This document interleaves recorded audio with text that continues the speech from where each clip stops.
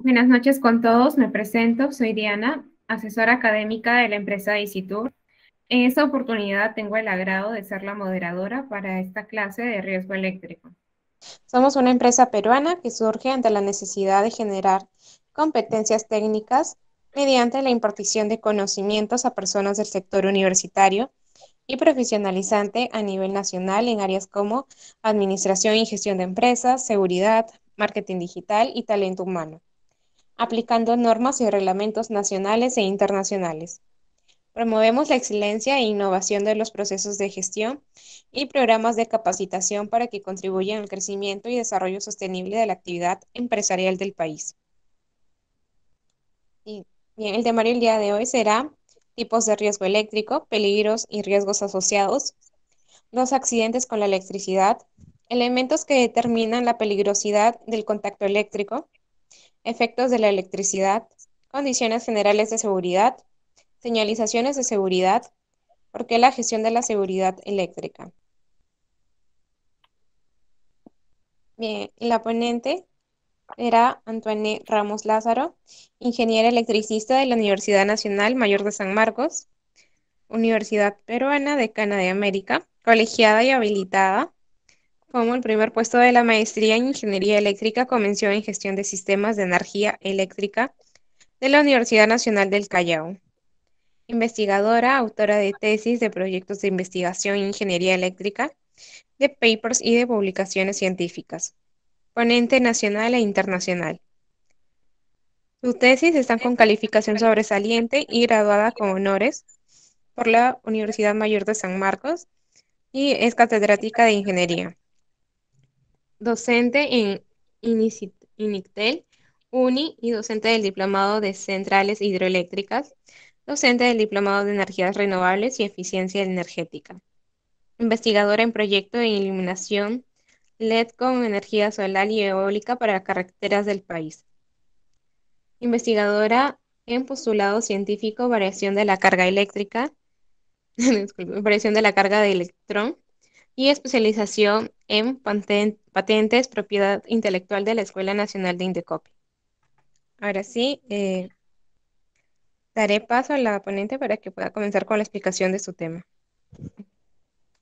Bien, buenas noches, estimados participantes. Muchas gracias, señorita, y estimados asistentes el día de hoy a esta clase, a esta presentación y esta ponencia sobre este curso de especialización en trabajos de alto riesgo, específicamente en riesgo eléctrico. Bien, entonces vamos a desarrollar en esta sesión el día de hoy el temario que ya ha sido mencionado, ¿no? Y se va a abordar lo concerniente a los conocimientos acordes al tema del día de hoy. ¿Cuáles son los objetivos entonces de esta presentación? Fomentar la aplicación de la seguridad eléctrica en el trabajo para crear conciencia, minimizar los riesgos eléctricos y cumplir e impulsar el desarrollo de la labor eficiente y productiva para el beneficio de la sociedad y de los ciudadanos. Así como también los profesionales interesados obtendrán el conocimiento y los fundamentos en riesgo eléctrico, comprendiendo todo lo concerniente al respecto y contribuyendo así con el crecimiento y la mejora de las condiciones del sector laboral del país. Por ello, se desarrollarán metodologías técnicas para realizar una adecuada concepción del riesgo eléctrico y de esta forma se podrá contribuir al análisis, reflexión y esclarecimiento del riesgo eléctrico, formando así al participante para que pueda manejar interdisciplinariamente las diferentes fases vinculadas al riesgo eléctrico. Y bien, entonces vamos a iniciar tal como indica el temario de riesgo eléctrico con lo primero, que es definir qué cosa es riesgo eléctrico. El riesgo eléctrico se denomina la posibilidad que tiene toda persona que efectúa trabajos relacionados con el uso de la electricidad de verse afectado o agredido físicamente por la misma. Es la posibilidad de pérdidas de vidas, de daños a los bienes materiales y a la propiedad y a la economía, ¿no? Por un periodo específico y un área conocida, debido a la circulación de la corriente eléctrica. Dentro del riesgo eléctrico existen dos tipos de riesgos. Uno que es un riesgo por electrocución y otro que es un riesgo de incendio. En la imagen observamos, bueno, una labor de un trabajo de mantenimiento para una línea de media tensión, ¿no?, en el sistema de transmisión. Y bien, dentro de los riesgos eléctricos entonces tenemos las explosiones y tenemos los incendios y el denominado arco eléctrico. Cuando uno estudia o revisa o trabaja en proyectos de línea de transmisión, el arco eléctrico viene a ser ese fenómeno, o el efecto corona, viene a ser ese fenómeno que ocurre alrededor de la línea del conductor de cobre, ¿no? Y que va a generar este problema, ¿no? Que susciten un riesgo eléctrico al momento en el cual el operario, el técnico o el ingeniero que labora en ese campo y va a hacer alguna labor de maniobra, implica pues un problema posible, ¿no? De una explosión que pueda darse, ¿no? Una electrocución o hasta la vida de la pérdida humana. Entonces, tenemos ahí también en la imagen algunos efectos, pues, por ejemplo, de lo relacionado bueno, a los tomacorrientes, que son una de las instalaciones más básicas en lo que es instalaciones de baja tensión, ¿no? Que cuando no son efectuadas debidamente pueden recaer en este tipo de riesgo también. ¿Cuál es el origen entonces de los riesgos eléctricos? Se originan en especial por el diseño inadecuado de las instalaciones eléctricas. Recordemos que tenemos instalaciones eléctricas en baja y en media tensión, ¿no? La falta de mantenimiento y la sobrecarga de los circuitos. ¿Y cómo se denominan estas tensiones normalizadas? Eso está denominado o está clasificado según el Código Nacional de Electricidad Utilización y el Código Nacional de Electricidad Suministro, ambos del año 2011, que son un eje importante dentro de lo que es el marco de la legislación y la normatividad eléctrica en el país, ¿no? Del sector eléctrico en el país, en nuestro país. Está relacionado con el manejo inapropiado de fuentes de energía eléctrica, cables descubiertos, líneas recargadas, falta de fusibles o de puestos a tierra, ¿no? Entonces, en la imagen podemos visualizar, bueno, que se está haciendo una inspección, ¿no? A un trabajo de puesta a tierra, de un sistema puesto a tierra, en el cual pues es conocido ya que muchas veces estos trabajos se hacen de manera informal, ¿no? Como son el diseño, la construcción de un sistema de puesta a tierra, que es también un parámetro fundamental para proteger la seguridad y para avalar también la vida de las personas y también de los equipos eléctricos, ¿no? De una casa, de un predio multi o unifamiliar, o también de una fábrica, etcétera, ¿no? Que es muy importante los sistemas de puestas a tierra. Y bien, entonces, según la clasificación de riesgo eléctrico tenemos la electrocución. Se produce cuando a causa de una descarga eléctrica la persona sufre una parada cardiorrespiratoria, llegando en la mayoría de los casos a producirse la muerte. El cuerpo humano, al componerse en su mayor parte de agua, es muy buen conductor de la electricidad. Para eso, una persona entra en contacto con ella, la descarga va a viajar desde el punto de contacto a que habitualmente puede ser en las manos y atravesar el cuerpo hasta salir por el otro punto que está en el contacto con el suelo como un pie. Durante este recorrido la electricidad afectará a la piel, a los órganos, vasos sanguíneos, a los nervios, el sistema nervioso, entre otros. El punto de entrada presentará lesiones de quemadura graves que pueden llegar hasta los huesos, ¿no? Y en el punto de salida se encontrarán quemaduras generalmente de menor gravedad. Bueno, ya vamos a ver un poco más adelante cuando veamos cuáles son los efectos o las lesiones que pueden darse a causa de un problema de riesgo eléctrico, ¿no? Eso lo vamos a ver luego. Bien, entonces vemos acá la imagen del riesgo eléctrico. Para que exista una posibilidad de circulación de corriente por el cuerpo humano es necesario, ¿no? Vemos ahí que el cuerpo sea un conductor. El cuerpo humano, si no está aislado, es conductor debido a los líquidos que contiene, ¿no? Como la sangre, entre otros. Vemos ahí, por ejemplo, la imagen como si fuera un circuito, ¿no? Cuando revisamos, estudiamos la teoría de circuitos eléctricos, pues recordamos esta clásica imagen, ¿no? Del circuito eléctrico, pero esta vez la asociamos a la vida de las personas y tenemos la fuente de tensión, la corriente que va a circular, ¿no? Por los conductores y la persona en este caso que, bueno, en la imagen es quien está recibiendo este proceso de electrocución y que el cuerpo forma parte de un circuito, ¿no? Y que existe entre el punto de entrada o de salida del cuerpo una diferencia potencial mayor que cero. Cuando estos requisitos se cumplan, se podrá afirmar que existe o no puede existir un riesgo de electrocución que puede atravesar o no al cuerpo humano y por ende generar un riesgo eléctrico. Vemos ahí entonces que se puede definir como la posibilidad de circulación de una corriente eléctrica a través del cuerpo humano. Para que exista una posibilidad de circulación de corriente eléctrica es necesario que exista también un circuito eléctrico formado por elementos conductores, que este circuito esté cerrado o pueda cerrarse también, y que el circuito exista una tensión mayor o igual que cero. Ahí vemos, por ejemplo, ¿no? en esta imagen, un elemento eléctrico en la plancha, que es uno de los equipos eléctricos, artefactos eléctricos con mayor capacidad de consumo de potencia, que también es importante recalcarlo. ¿Ya? Y la fuente, y bueno, esta es la imagen del riesgo eléctrico. ¿Cuáles son los tipos entonces de accidentes por electrofusión? Según el contacto ocasional que establece una persona con conductores o artefactos por los cuales circule la corriente eléctrica, pueden ser de dos tipos: contactos directos, el contacto entre una persona y dos conductores de un circuito que lleva la electricidad, ¿no? Y el contacto entre una parte del cuerpo de una persona con el conductor de un circuito que lleva electricidad, y el contacto simultáneo con tierra a otra parte de su mismo cuerpo. También tenemos los contactos indirectos, una falla directa en alguna de las conducciones eléctricas entre un conductor y su dispositivo de fijación del artefacto en uso. ¿Alguien sabe qué es una falla? ¿A qué denominamos nosotros en el sector electricidad a una falla? ¿Alguien podría definir qué es una falla? Porque las fallas eléctricas están presentes siempre en el sistema eléctrico, en nuestro sistema eléctrico, ¿no? Porque, bueno, es sabido ya que nuestro sistema eléctrico, el sistema eléctrico en general de la energía eléctrica, es de corriente alterna. Y cuando es de corriente alterna, se van a necesitar, como es en tiempo real, ¿no? Una serie de eventualidades dentro de lo que es el proceso de la energía eléctrica que pueden producir fallas. ¿Y a qué se denomina una falla? Una falla es una imposibilidad de una unidad o de una central de generación o sistema eléctrico para desempeñar su función, que conlleva el estado de indisponibilidad para su operación, que puede o no puede afectar el suministro. Entonces, ¿a qué se denomina una falla? Una falla puede ser una sobretensión, una subtensión, una sobrecorriente, una subcorriente, ¿no? Una sobrefrecuencia, una subfrecuencia, ¿no?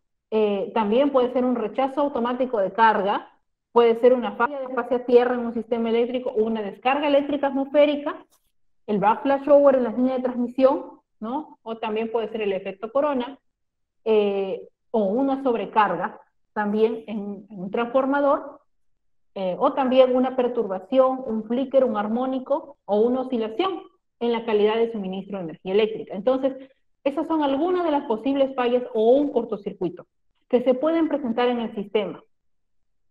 Entonces, nuestro sistema eléctrico, como es de corriente alterna, es una onda sinusoidal, está sujeta a una serie de posibles eventualidades. Pero eso no significa que ¿cómo poder evitar eso? No se puede evitar. Lo que se puede es menguar, amortiguar una falla, ¿no? Para que nuestro sistema sea estable. Porque según lo que indica, ¿no? Los estudios de los sistemas eléctricos de potencia, que es la generación, transmisión y distribución, que ya veremos en un momento, la única forma es a través de los sistemas de protecciones que permiten poder menguar o poder frenar, digamos, esa falla, pero no evitarla, porque las fallas son parte del sistema eléctrico porque estamos en un sistema de corriente alterna, ¿no? Entonces, eso es importante tenerlo en cuenta, ¿ya?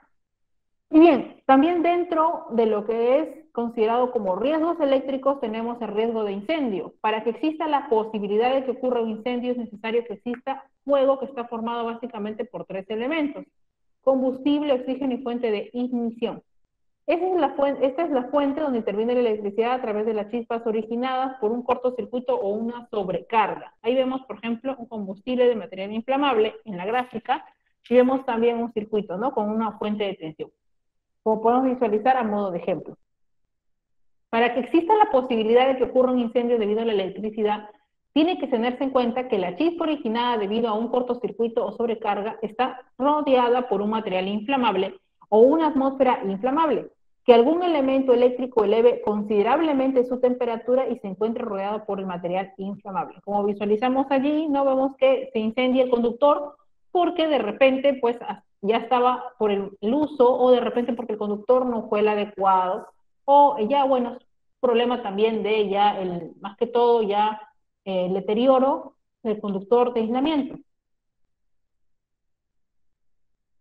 Y bien, bueno, repasando entonces, tenemos por contacto directo y por contacto indirecto. Como visualizamos en la gráfica, una persona revisando un tablero de eléctrico, no toma las medidas y de frente, sin hacer las 5 reglas de oro, que ya vamos a mencionar cuáles son las 5 reglas de oro para operar en electricidad, la persona va a chequear el tablero eléctrico, y en el otro caso, esta persona se apoya en una caja de una subestación o de un transformador, que también puede producir un contacto indirecto y por ende también un riesgo eléctrico.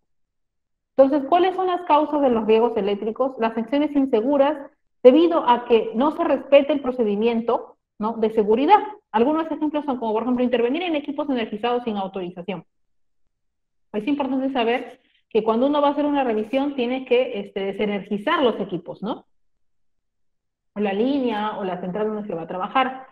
No utilizar los elementos de protección personal.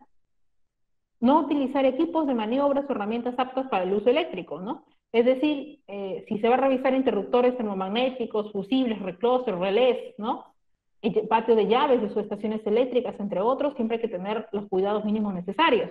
Usar equipos y herramientas en mal estado, no respetar la distancia de seguridad. Y la distancia mínima de seguridad, que es la DMS, que también es importante en el sector transmisión, ya lo vamos a ver más adelante en esta sesión, que es muy importante respetarlo. Y sobrecargar un punto de instalación, es decir, a un punto nada más colocarle la mayor cantidad de salidas, ¿no?, y de esa forma vas a sobrecargar también. Entonces hay un problema de riesgo eléctrico. ¿Cuáles son esas condiciones inseguras? Son estados de las instalaciones o equipos existentes en el lugar de trabajo que se apartan de la norma de diseño seguro. Por ejemplo, instalaciones aéreas que no cumplen con la distancia de seguridad. O sea, estamos hablando de las líneas de transmisión, que ya vamos a ver más adelante. Las aislaciones insuficientes o dañadas. El material inadecuado o deficiente. La falta de puesta a tierra de seguridad. Es importante los sistemas de puesta a tierra. Los circuitos sobrecargados, los dispositivos de protección inadecuados, ¿no? La falta de protector diferencial, que también es un elemento importante en sistemas de protección. Y la falta de señalización, la falta de equipo de protección o seguridad y de equipos o accesorios fuera de norma, que también eso es importante. Acciones de terceros. En este caso se trata de actos realizados no por la víctima, sino por una tercera persona con una acción inadecuada que produce el accidente en el cual el otro sufre los daños, ¿no? Y entonces vamos a la sección número 2, ¿no?, al punto número 2 de este temario, como es los peligros y los riesgos eléctricos. ¿Cuáles son los riesgos eléctricos entonces más comunes en nuestro sistema? Tenemos el arco eléctrico, que generalmente se da en los proyectos de línea de transmisión, en los trabajos de línea de transmisión, en las torres de transmisión, en los sistemas de transmisión. Las explosiones que pueden estar involucradas, por ejemplo, en los transformadores de potencia, en los transformadores de distribución, de tensión, de corriente, en los transformadores mixtos, entre otros. Y el choque eléctrico. Bien, ahí tenemos los arcos eléctricos. Malos contactos, cortocircuitos o apertura de interruptores con carga, apertura o cierre de seccionadores. El cierre y recierre de los seccionadores es un problema también cuando no se sabe realizar este tipo de maniobras adecuadamente con la precisión necesaria. Las medidas de protección: utilizar materiales envolventes, resistentes a los arcos, mantener una distancia de seguridad, usar gafas de protección contra rayos ultravioletas. Y un riesgo, la ausencia de la electricidad. Las posibles causas: el apagón, no disponer de un sistema interrumpido de potencia, no tener plantas de emergencia o no tener lugares donde poder absorber ante un problema mayor de gravedad, ¿no? Las medidas de protección: disponer de sistemas ininterrumpidos de potencia y plantas de emergencia, ¿no?, automatizadas. Es decir, la automatización, que ya es un parámetro importante en el sector electricidad, ha cobrado mucha importancia en los últimos años con el tema del control de la automatización para la sala de máquinas de una central hidroeléctrica, en el SCADA, en los proyectos de minería, ¿no?, en las Smart Grid, que ya también han salido en la última tendencia de lo que son redes activas inteligentes en línea de transmisión, los drones, la domótica de las instalaciones eléctricas. Entonces, es importante que en todos esos sistemas también siempre haya un plan de contingencia. ¿Y para qué sirve un plan de contingencia? Para poder menguar, frenar o prevenir un posible problema, ¿no?, que se escapa de las manos de las personas, porque son sucesos que se pueden presentar de forma fortuita, pero que si se previenen a tiempo pueden darse a solucionar.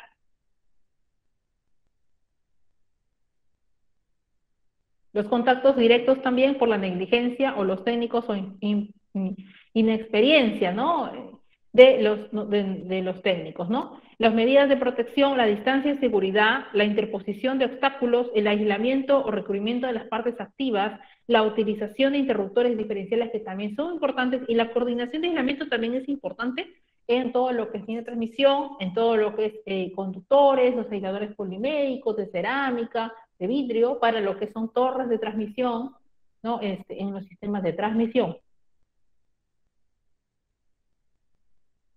Y el contacto indirecto, las posibles causas, las fallas de aislamiento, el mal mantenimiento, la falta de conductor de puesta a tierra.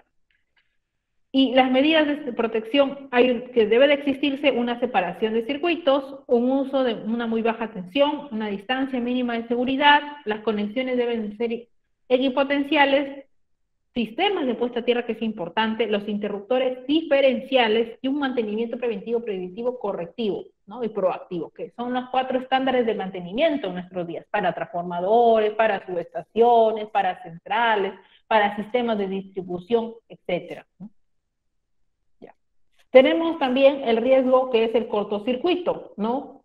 ¿Por qué se produce? Por una falla de aislamiento, porque la coordinación de aislamiento, el estudio de coordinación de aislamiento en el sistema eléctrico es muy importante, porque tiene un valor de poder prevenir situaciones futuras, fallas, ¿no? O eventualidades que se pueden dar en cualquier momento del año, ¿no? Pero que se pueden prevenir de alguna forma y frenar, ¿no? Con los aislamientos.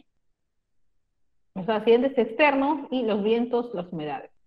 ¿Cuáles son las medidas de protección? Los interruptores automáticos con dispositivos de disparo de máxima corriente o los cortacircuitos fusibles, ¿no? Que son sistemas ya un poco más automatizados.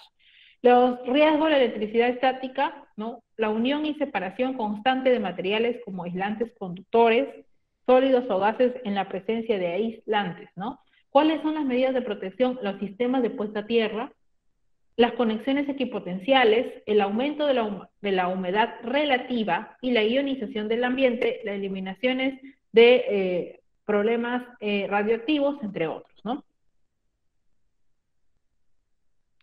Bien, también tenemos como posible riesgo un equipo defectuoso, ¿no? Las causas son el mal mantenimiento, la mala instalación, la mala utilización y el tiempo de uso que puede ser inadecuado.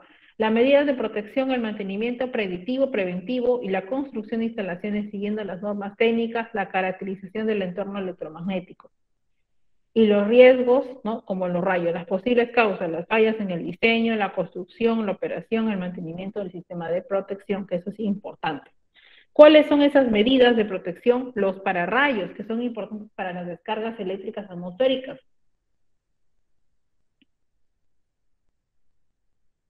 Las puestas a tierra, los apantallamientos, los cableados, ¿no? Además de suspender las actividades de alto riesgo cuando se tenga personal en el aire, ¿no? Otro riesgo común también son las sobrecargas. ¿Cuáles son las posibles causas? Superar los límites nominales de los equipos o de los conductores, instalaciones que no cumplen las normas técnicas necesarias, las conexiones, entre otros, ¿no? Las medidas de protección, los interruptores automáticos con relés de sobrecarga, los interruptores automáticos asociados con cortocircuitos, fusibles, dimensionamiento y conductores y equipos.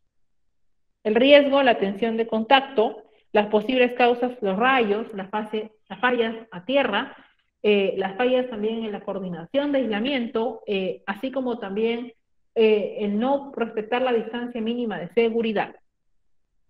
Por lo que indica, por supuesto, el Código Nacional de Electricidad Suministro del año 2011. Puestas a tierras de baja resistencia, restricción de acceso, alta resistividad del piso, entre otros.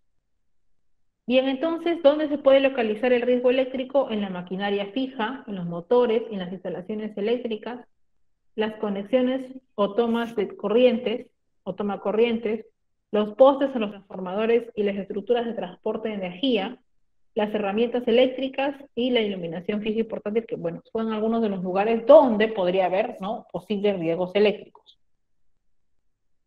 ¿Y por qué se dan entonces las sobrecargas que también forman parte de los riesgos eléctricos? Porque se superan los límites nominales de los equipos o de los conductores en las instalaciones que no cumplen con las normas técnicas o las conexiones flojas o armónicos. Las medidas de protección en los interruptores también con relés de sobrecarga ¿no? Y los interruptores automáticos asociados con cortocircuitos fusibles, ¿no? Adecuados para conductores y equipos. ¿Cuáles entonces son los riesgos derivados entonces de los riesgos eléctricos? La muerte por fibrilación ventricular, ¿no? El paro cardíaco, la asfixia y el paro respiratorio, las caídas, ¿no? Las contracciones musculares, el aumento de la presión sanguínea, las quemaduras por choque eléctrico y las secuelas por electrización o choque eléctrico, ¿no?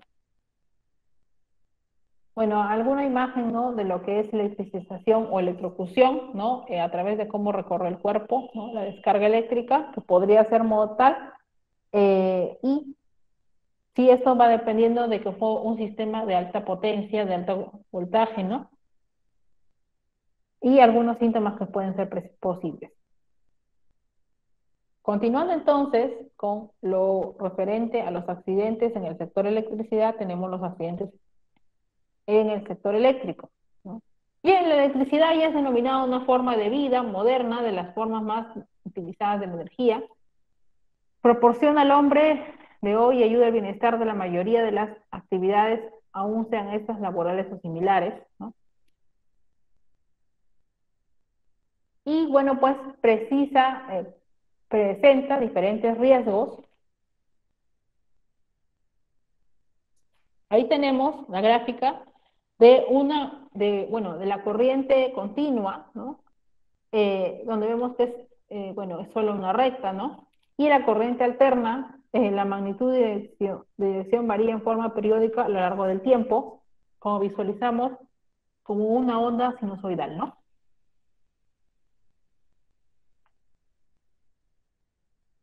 Y entonces, dentro del tipo de comportamiento existen tres clases de materiales, ¿no? Los conductores, con el cuerpo que puesto en contacto con un cuerpo cargado de electricidad, transmite a todos los puntos de la superficie.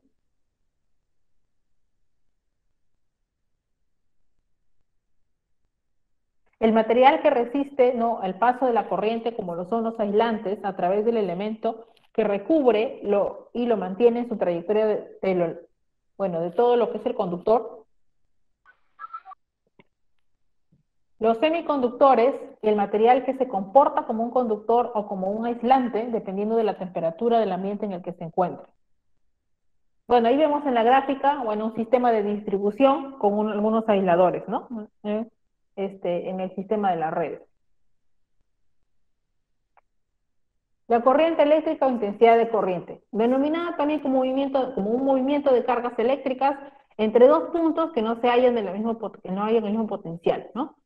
La tensión, la presión existente en el elemento del conductor debido a una diferencia de potencial capaz de impulsar el paso de la corriente eléctrica, la resistencia, cualquier condición que contribuye o dificulta el paso de la corriente de un sitio a otro, y el circuito de lazo cerrado formado por un conjunto de elementos, dispositivos y equipos eléctricos alimentados por la misma fuente de energía y con las mismas protecciones contra sobretensiones y sobrecorrientes.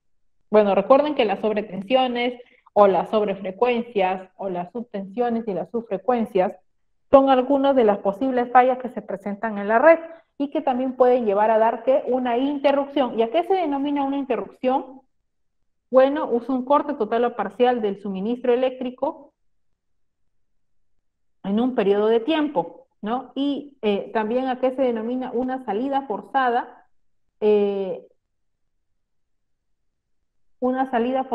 a un número de salidas forzadas en un periodo de tiempo. Bien, entonces, recordemos que estos son algunos conceptos que están dentro de la normativa de los procedimientos de OSINEMI cuando se definen estas variables eléctricas.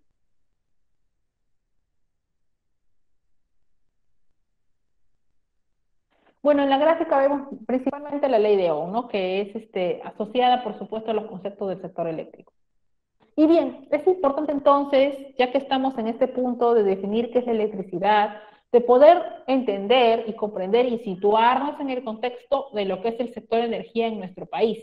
Y entonces, según la Ley de Concesiones del año 1992, en la reforma del sector eléctrico, lo que se decide es fragmentar el sistema eléctrico peruano en tres etapas importantes: generación, transmisión y distribución. Y de esta forma, ¿no?, impulsar la competencia, no, eliminar el monopolio e impulsar la competencia del sector privado. Y de esta manera es que las empresas de generación se cargan del sector generación, las empresas de distribución del sector distribución y la de transmisión del sector transmisión, que es cosa que no sucedía antes del año 1992, cuando eh, digamos, el poder absoluto, el manejo absoluto de lo que es generación, transmisión y distribución, lo tenía Electroperú, ¿no? Hasta que en el año 1992 se da esta reforma en la cual se propone fraccionar, ¿no?, fraccionar o fragmentar el sector eléctrico. Y bien, tenemos entonces en la gráfica la central eléctrica, que puede ser convencional o puede ser central eléctrica de red, de recursos energéticos naturales. Según la matriz energética de nuestro país, nosotros tenemos un 48% de energía eléctrica que, bueno, se genera a partir de las centrales hidroeléctricas, ¿no? Y un 48% que se genera de las centrales termoeléctricas, un 4% que es absolutamente red, ¿no? Y entre las redes que tenemos las plantas de energía eólica, las plantas de energía solar y las plantas de biomasa, ¿no?, las centrales de biomasa. Y bien, dentro de los recursos energéticos renovables también se considera por la nueva ley de generación del año 2006 incluir también dentro de lo que es recursos energéticos renovables o red las microcentrales hidroeléctricas menores a 20 megavatios. Y entonces en la gráfica tenemos la central eléctrica que puede ser hidroeléctrica, termoeléctrica o puede ser energías renovables, el transformador de potencia o la subestación de transformación de potencia, el sector distribución y transmisión, ¿no?, y los sistemas de distribución hacia los usuarios libres y usuarios regulados según la norma que indica, ¿no?, que en el año 1992, también con la modificatoria en el año 2093, ¿qué es lo que se hace? Se fragmenta el sistema eléctrico, ¿no?, y también se define los usuarios libres y los usuarios regulados en el sistema. Nuevamente tenemos el diagrama unifilar por etapas, ¿no?, desde la central de generación, la subestación de transformación, la red de transmisión, la subestación de transformación, así como también el sistema de distribución, la red de distribución en media tensión, el cliente regulado y el cliente libre. Tenemos ahí entonces el sistema convencional de nuestro país, que es generación, transmisión y distribución, ¿no? Vemos a modo de ejemplo una central hidroeléctrica que forma parte del 48% del potencial eléctrico en nuestro país. Del potencial de generación eléctrica en nuestro país, ¿no? Tenemos ahí la imagen de la turbina acoplada al generador, que forma parte de la casa de máquinas de una central, una mini central hidroeléctrica o una micro central hidroeléctrica.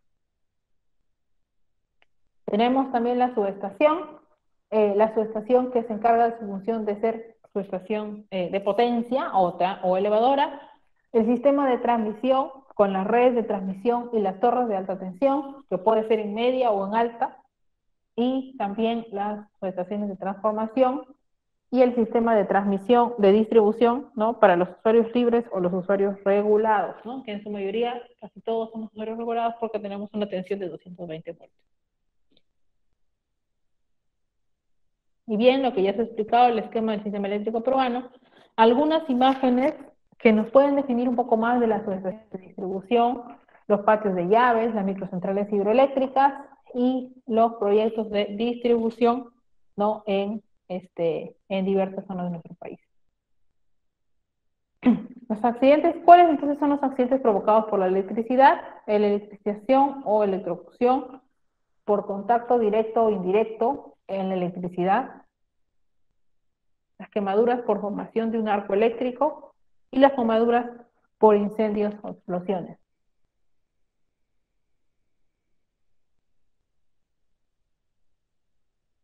Entonces, ¿a qué se denomina entonces cómo se define un accidente eléctrico? Al hecho de recibir una descarga eléctrica con o sin producción de daños materiales o personales. Eso también denominado un accidente eléctrico. ¿Cuáles son las causas generadoras de los accidentes eléctricos? La manipulación incorrecta de los materiales eléctricos o los equipos eléctricos, la utilización de ramas aisladas, el desconocimiento de la existencia de tensión y el desconocimiento de características de la instalación, ¿no? Que pueden ser en la imagen, vemos acá un sistema de distribución con los aisladores porque están haciendo los trabajos posiblemente de mantenimiento, ¿no? O de instalación. ¿Hasta aquí hay alguna consulta, alguna duda, alguna pregunta? Con el mayor agrado, estimados alumnos, de poder acceder a cualquier duda, cualquier pregunta, ¿no? Que tengan acá.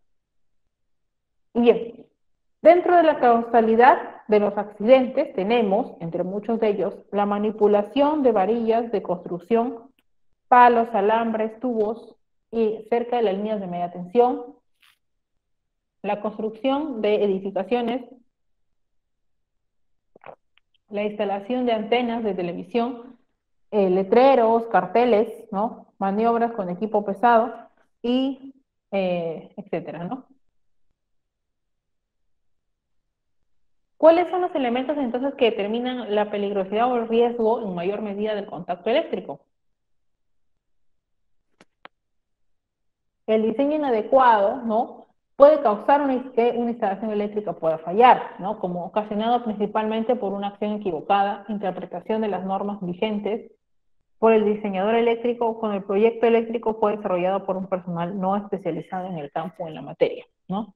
La instalación inadecuada, el proyectista puede haber diseñado adecuadamente una instalación eléctrica, pero el instalador lo ejecuta incorrectamente. Y el uso inadecuado de la instalación. Esto se manifiesta en la mala utilización de los equipos eléctricos. También cuando se diseña una edificación para un uso, ¿no? Y se utiliza el otro ejemplo, ¿no? Entonces, el cambio normalmente no se registra en los municipios y requiere de aprobación de planos de instalaciones eléctricas, ¿no? Son algunos de los puntos que pueden provocar una falla o la causa de una instalación eléctrica, ¿no? Con una falla de por medio.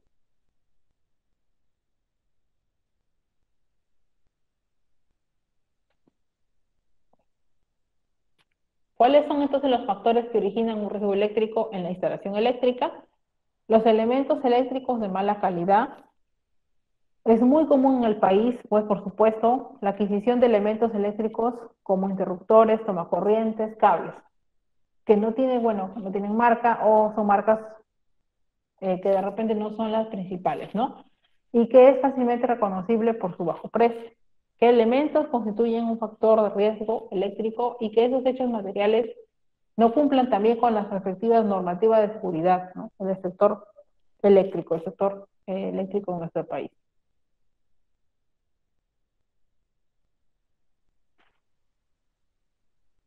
También pueden ser los conductores eléctricos sin canalización.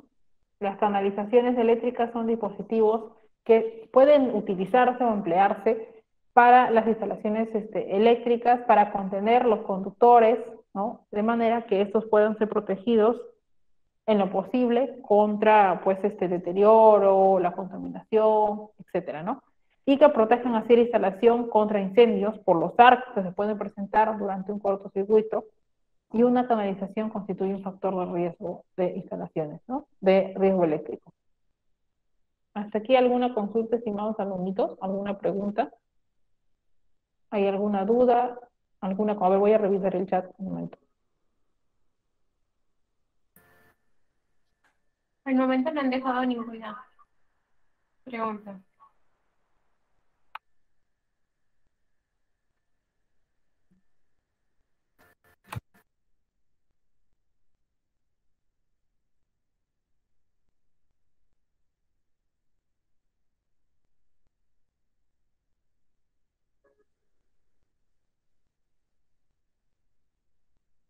Bien, entonces continuamos. Sí.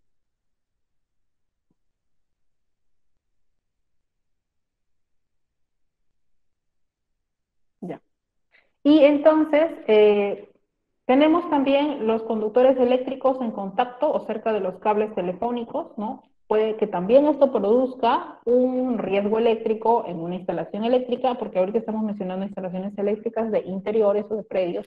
Atención, si estos conductores eléctricos hacen contacto y se encuentran muy cerca de cables telefónicos, pueden generar una tensión inducida, ¿no? Por lo tanto, también pueden inducir corriente, lo cual es peligroso. La llave cuchilla cerca de los materiales inflamables, al accionarse una llave que observan pues una chispa, por ejemplo, ¿no? Una súbita, debido a alguna súbita de corriente, ¿no? De carga, ¿no? Puede, ¿no? Llevar, ¿no? A que si se encuentra mal ubicado, podría originarse un incendio, objetos inflamables. Entonces, no debe de instalarse llaves cuchillas cerca de los materiales inflamables, sin protección, y otras prevenciones a tener en cuenta también, como no tocar, pues, por supuesto, artefactos o elementos eléctricos con contacto directo, ¿no? Es decir, con las manos, ¿no? Por ejemplo, ¿no? Y tampoco, pues, de repente maniobrar, ¿no? Sin tener el conocimiento previo. Tenemos ahí algunas irregularidades en los sistemas eléctricos del uso inadecuado de tomas eléctricas, visualizamos allí, ¿no? Visualizamos allí en la gráfica, toda una serie de una toma, o salen muchas tomas y eso genera también un peligro de un riesgo. Miss, buenas noches. Una consulta. Sí, dígame. Miss, por favor, Sí, ¿hay alguna norma o actualización donde digan que los cables mellizos ya no son ya no están permitidos? Asimismo, los cables vulcanizados necesitan una protección mecánica aparte. Hablamos como tubos de MT o de PVC en obras, ¿no? En obras. Gracias. Claro, a ver. Ya, sí, muchas gracias, ingeniero, por su consulta, por su pregunta. Sí, efectivamente, el Código Nacional de Electricidad, utilización del año 2011, en sus incisos y sus secciones, podemos revisarlo y eso lo podemos encontrar en la web, en la página del Ministerio de Energía y Minas, nos muestra, ¿no? Los conductores de acuerdo a número, pueden ser NYY, NXH80, ¿no? Calibre 16, calibre 14, etcétera, ¿no? Y nos indica, ¿no? En qué momento deben de hacerse uso estos conductores tipo de cableado, ¿no? De acuerdo al tipo de instalación. Y eso lo podemos encontrar en la CNE utilización. Ahora, cuando nosotros hablamos también de la protección del conductor mecánico, es decir, las tuberías PVC, efectivamente también nos indica la CNE utilización, es decir, el Código Nacional de Electricidad utilización, lo concerniente a los cables que deben de utilizarse para las instalaciones eléctricas de baja tensión. Entonces podemos revisar, ahí tenemos todo lo que es la nomenclatura de los cables, las especificaciones técnicas eléctricas respecto a las instalaciones de predios unifamiliares y multifamiliares, también como toma corrientes, luminarias, ¿no? Entre otros aspectos que son importantes, como también los conductores.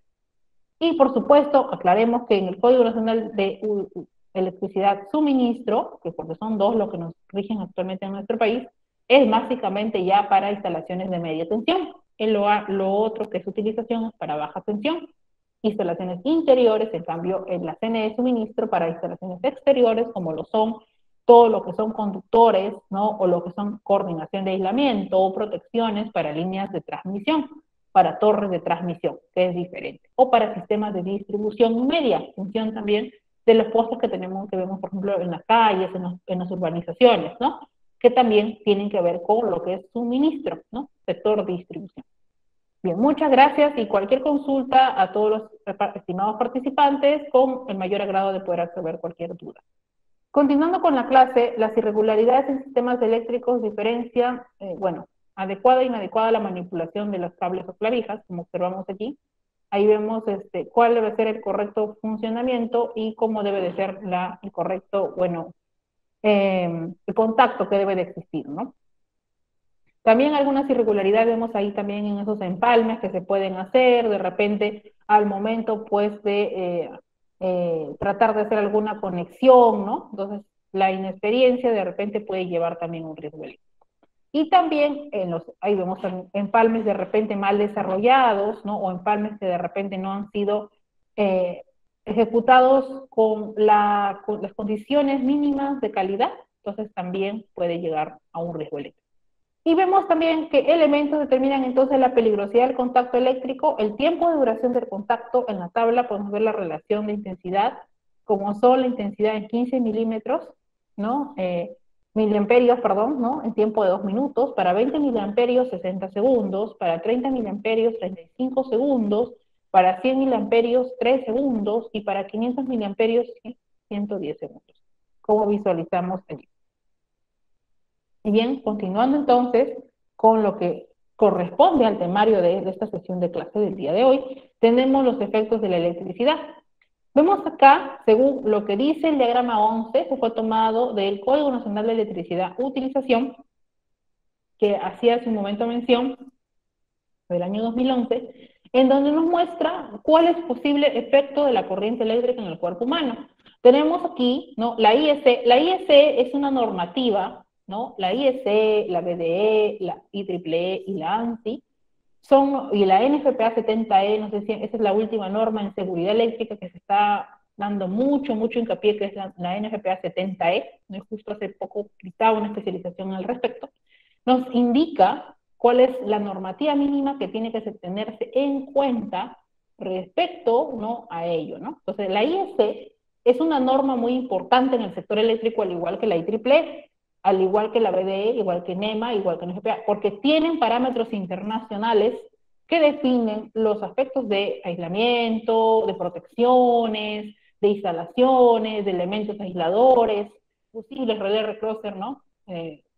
Etcétera. Ya, y entonces también nos mencionan sobre lo que es la protección de las personas y del cuerpo humano. Entonces vemos ahí que conforme va aumentando la intensidad de la corriente, ¿no? En nuestro cuerpo, mayor se va a hacer también el riesgo hasta provocar la muerte, ¿no? Desde algo pequeño, que no hay ningún riesgo, va avanzando a un efecto fisiológico peligroso, luego va avanzando, ya hay un efecto, una probabilidad de contracción muscular o dificultad para respirar, y en adelante a un 50% una posible fibrilación, ¿no? Al corazón, ¿no? Y también paros cardíacos o paros respiratorios hasta provocar la muerte.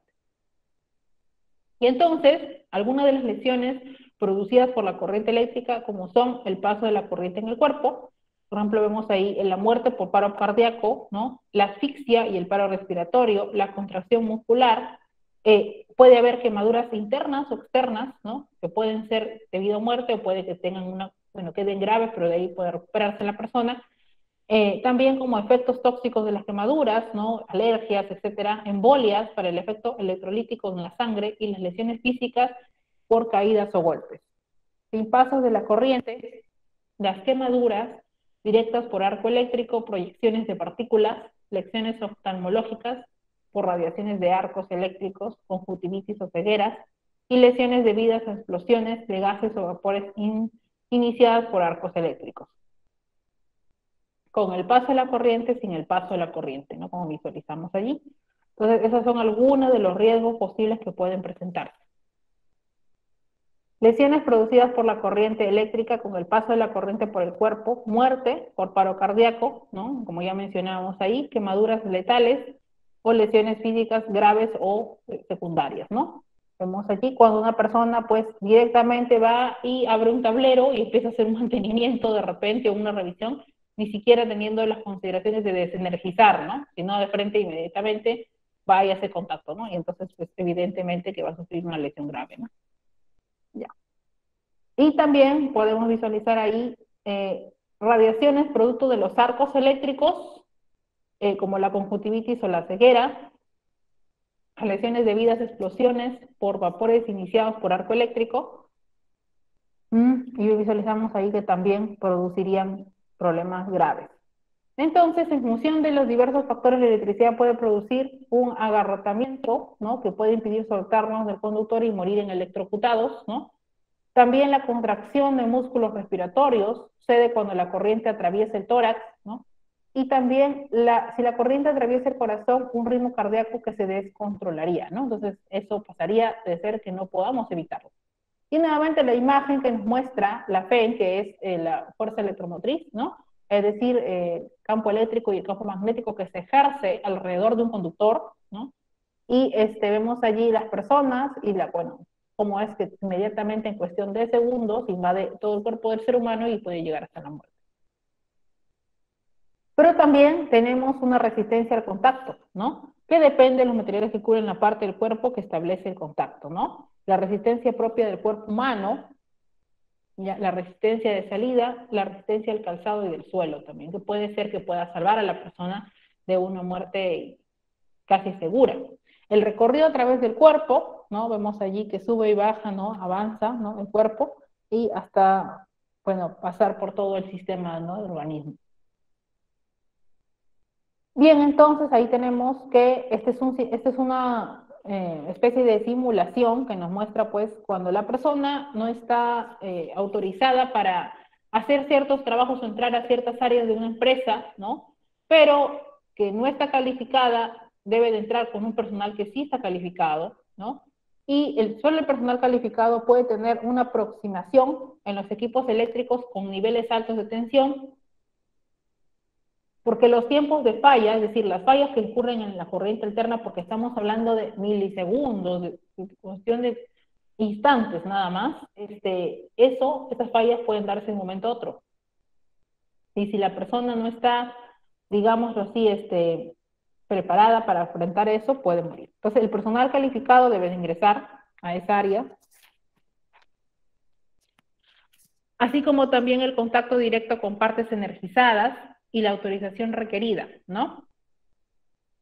Vemos ahí la corriente como el fenómeno físico, la sensación, bueno, que es letal o no, si es que es menor a 1 miliamperio, si es igual a 1 miliamperio el nivel de preservación, viene a ser leve nada más, de 1 a 3 miliamperios, una percepción de sensación de dolor, de 3 a 10 miliamperios, una sensación de dolor, de 10 miliamperios no puede hablar ni soltar el conductor y puede ser fatal, de 30 miliamperios en adelante, para de respirar ya, en 75 miliamperios ya hay una descoordinación de la actividad del corazón, para 250 miliamperios ya sería fatal, en 4 amperios ya se paraliza totalmente el corazón, ¿no? Y empieza a hablar una fibrilación y ya en 5 amperios ya se queman los tejidos, ¿no? Entonces ya se quemaría internamente los órganos vitales. Entonces eso ya provocaría ya totalmente ya el fin, ¿no? Entonces, ¿cuáles son los factores que inciden entonces en el defecto? La intensidad, la resistencia, ¿no? El tiempo de contacto, el recorrido de la corriente a través del cuerpo, la capacidad de la reacción de la persona. Son algunos de los factores que podrían salvar a esa persona de algún problema que pueda presentarse, ¿no? Y bueno, pues por supuesto el conductor, que es un elemento que permite el paso de la corriente a través de una estructura. Y el aislador, todo elemento que impide el paso de la corriente eléctrica a través de esa estructura, está relacionado de manera importante con la resistencia. Y bien, entonces la resistencia eléctrica tiene la capacidad o la característica de contribuir como condición a retardar el paso de la corriente, ¿no? Y que, bueno, por supuesto se mide en ohmios, ¿no? En piel húmeda o piel seca, dependiendo cómo la persona vaya a hacer ese contacto directo, cuánto es su capacidad de resistencia más alta, más baja, ¿no? De la persona. Ya hace un momento mencionamos lo que es corriente eléctrica y lo que es corriente alterna y corriente continua, ¿no? Entonces nuestro sistema eléctrico peruano es un sistema de corriente alterna, porque es una onda sinusoidal que tiene un más y un menos constantemente. Y como es una onda sinusoidal, porque no es un sistema de corriente continua, está sujeto a fallas. Y esas fallas forman parte del sistema eléctrico de potencia. Así es un sistema eléctrico de potencia. Eso no se puede cambiar porque es inherente al sistema eléctrico. Lo que se puede hacer es utilizar los sistemas de protecciones para poder hablar de seguridad energética, de confiabilidad, de calidad de energía, tal como lo dice la normativa, la NTC, que es la Norma Técnica de Calidad de los Servicios Eléctricos de nuestro país, y la NTC, la Norma Técnica de los Servicios Eléctricos Rurales, que nos indican cuáles son las tolerancias máximas permitidas para esas posibles fallas, como los armónicos, las oscilaciones, los flickers, las sobretensiones, los sobrecargas, etc. Entonces, un sistema eléctrico es estable y es confiable, es seguro, cuando a pesar de las fallas tenemos continuidad de suministro eléctrico. No hay apagones, no hay interrupciones de servicio de forma inesperada, no hay cortes que no estén programados. Entonces, eso es un buen sistema eléctrico. Pero cuando un sistema eléctrico tiene fallas, perturbaciones, entonces estamos hablando que es un problema de inestabilidad, es un problema de falta, ¿no?, de mal sistema de protecciones. Entonces, hay que hacer un estudio y hay que ver la manera de cómo solucionar esto. Por ello, este parámetro, esta variable, digamos, este concepto de confiabilidad es muy importante. Por eso es que en los últimos años nos han escuchado hablar de la calidad de energía. La calidad de energía, pues, que denota que todo usuario, porque nosotros somos usuarios regulados, según la ley de concesiones eléctricas, y como usuarios regulados, que pagamos nuestros derechos de servicio de electricidad a las concesionarias de distribución, tenemos, por lo que dice el OSINERMIN, nuestros deberes, pero también nuestros derechos, y entre nuestros derechos está recibir un adecuado servicio eléctrico, que no esté sujeto a fallas, ¿no?, ni problemas de cortes de suministro, sino que sea estable. Y bien, entonces, la tensión eléctrica es la fuerza o presión existente en el elemento conductor capaz de impulsar el paso de la corriente eléctrica. Bueno, ya he sabido que las tensiones normalizadas, que también se encuentran en la CNE suministro, nos dicen tensiones normalizadas de baja, de media, de alta y de muy alta tensión, ¿no? Entonces hasta 500 kilovoltios, para esas líneas de 500 kilovoltios, ¿no? Entonces es importante. Y ahora en nuestro país, ya en los sistemas de transmisión, ya se han abierto nuevos proyectos de línea de transmisión que hacen que ya se va a ingresar líneas de 500 kilovoltios, ¿no? Porque tenemos la línea de 138 kilovoltios, 60 kilovoltios y 220 kilovoltios. La línea más famosa, ¿cuál es? La línea Mantaro-Socavallo-Cotaruce, esa que viene desde el complejo hidroeléctrico Mantaro, que incluye la central Santiago Antúnez de Mayolo, que es una hidroeléctrica, y la central hidroeléctrica Restitución, que son las que tienen 880 megavatios según el parque de generación del SEIN, el Sistema Eléctrico Interconectado Nacional. Entonces, esa línea es la más extensa que hay, pero ya en los últimos años se ha tratado de promover a través de las licitaciones, ¿no?, el ingreso de nuevas redes al Sistema Eléctrico Interconectado Nacional, ya no como sistemas aislados, sino como sistemas interconectados que entren en operación para ampliar la red de interconexión a nivel nacional y en el futuro también a nivel internacional, con Ecuador y con otros países hermanos, ¿no?, de la Comunidad Andina de Naciones, para que se pueda, digamos, interconectar de alguna forma una parte de América Latina. Pero eso es un proyecto. Lo que estamos hablando ahorita es de los proyectos que sí son existentes, que existen, y los que se están promoviendo a nivel nacional. Bien, entonces, bueno, ahí tenemos la forma en la cual la intensidad de corriente, tensión de corriente, la frecuencia de corriente y la duración de corriente, el tiempo, el camino que recorre, ¿no?, en el ser humano. Las intensidades no peligrosas en miliamperios, desde 1 a 200 miliamperios, que ya hemos definido con un poco más de profundidad en las vistas anteriores. Algunas consecuencias que pueden ser letales, como por ejemplo puede ser ahí, bueno, estas son noticias, ¿no?, en la muerte por descarga eléctrica. Las descargas eléctricas atmosféricas se suscitan, ¿no?, en los sistemas de transmisión de media tensión en la parte de la sierra, ¿no?, donde hay granizo, donde hay lluvias constantes y donde hay rayos. Por eso es que en la sierra las torres de transmisión de alta y de media tensión tienen los pararrayos o los descargadores, ¿no? Porque la torre, ¿no?, hemos visto en un momento todos, yo creo que han visto una torre de transmisión, tiene en la parte superior una especie de descargador y al costado un cable de guarda.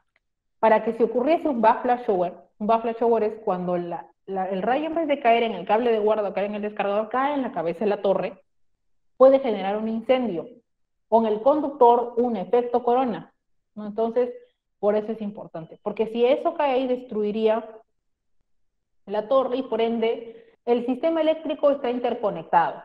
Si falla una línea de transmisión, esta está contigua a una subestación y esa a una central hidroeléctrica y esa a una subestación y esa a un sistema de transmisión y así hasta un sector de distribución, hasta los usuarios libres o regulados. Y entonces, si suscita una falla ahí, el sistema eléctrico, como está interconectado, lo sentiría. Entonces, lo que se tendría que hacer, que lo maneja el Comité de Operación Económica del Sistema Eléctrico, el COES, es habilitar o entrar en servicio inmediatamente otra línea para que pueda seguir abasteciendo con normalidad. Entonces, por ello es importante que se tomen las medidas de protección y de coordinación de aislamiento en la línea de transmisión. Bueno, y ahí vemos algunas imágenes, bueno, también la noticia de electrocución, muertes por este tema del mal uso de los tomacorrientes, los equipos eléctricos y todo eso, ¿no? Las descargas eléctricas, este tema también de las descargas eléctricas en fiestas, en celebraciones de fiestas navideñas, ¿no?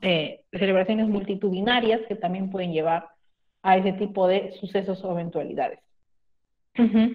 Bien, hemos llegado Bien, entonces a hola. un... Sí. Sí, vamos a dar inicio a un break de 5 minutos para poder descansar un poco, ya que no es muy pedagógico para nuestro aprendizaje escuchar de forma seguida 2 horas de clase sin descanso alguno. Aprovecharemos este tiempo para resolverles algunas dudas que tuvieron y también vamos a cortar un poquito el break porque aún hay mucha información que dar. Bien, siguiente diapositiva, por favor. Bien, esa es la última clase del curso de trabajos de alto riesgo, así por lo que tienen todavía tiempo para adquirir su certificado. Siguiente diapositiva, por favor. El certificado de la clase del día de hoy es de 25. Por favor, León, ¿podría apagar su audio, por favor? Genial. Bien, el certificado de la clase del día de hoy está a 25 soles y le reconoce 4 horas académicas. También puede obtener el certificado de todo el curso al precio de 75 soles, por el cual se le dará un certificado por cada una de las 4 clases, más uno global por 16 horas. También se le da beneficios como es el acceso al aula virtual con las clases grabadas y el material complementario.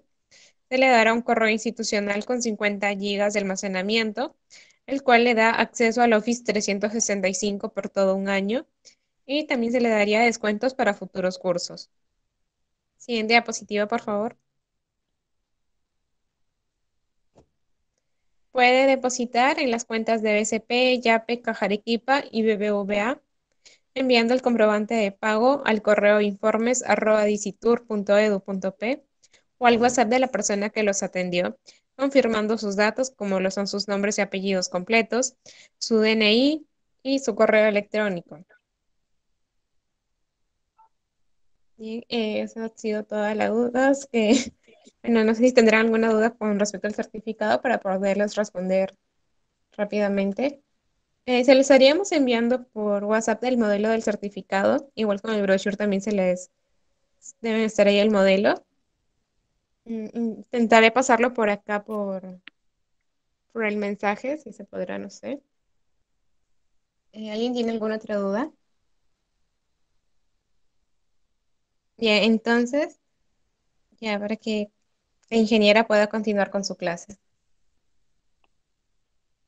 Bien, entonces continuamos con las condiciones generales de seguridad, que forma parte también del temario. Bien, entonces la pregunta es, ¿quién define los estándares de seguridad? ¿No? Bueno, ya la NFPA 70E, esto comentaba hace un momento que ya hace poco dictaba una especialización respecto a esto, que es una normativa internacional que define los parámetros de la seguridad eléctrica en el espacio de trabajo. Y el Código Eléctrico Nacional a nivel internacional.